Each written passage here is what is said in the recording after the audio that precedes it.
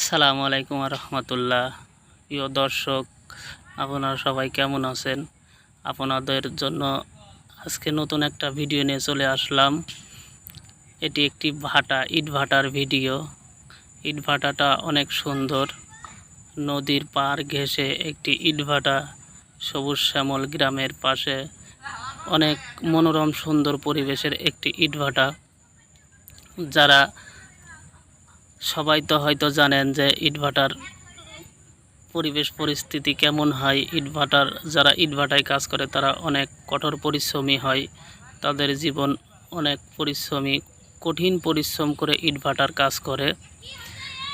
সেই ক্ষেত্রে আজকে আমরা চলে আসলাম একটা সুন্দর ইটভাটার পাশে।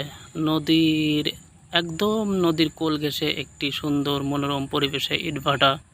যে ইটভাটার পরিবেশটা আমার কাছে খুব সুন্দর লাগে। দেখুন, আমি এখন ইটভাটার উপরে আছি। এই ইটভাটার উপরে পুরাই মিস্ত্রি, মানে যারা ইট পুরায় আর কি, সেই মিস্ত্রিগুলা ইটভাটায় ইট পুরাচ্ছে। ওই সাইডে দেখেন না, হচ্ছে কাঁচা ইট কেটে দিয়ে দিয়েছে শুকানোর জন্যে। ইটগুলা শুকাচ্ছে।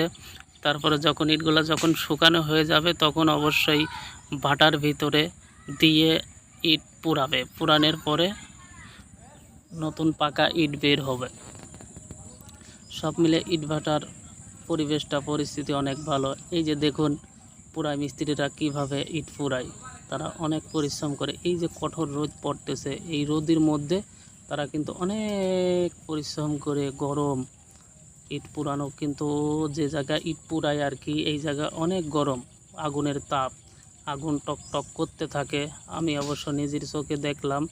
আপনারা যারা দেখেন নাই তারা হয়তো বিশ্বাস করতে পারবেন না, যারা দেখছেন তারা অবশ্যই জানেন।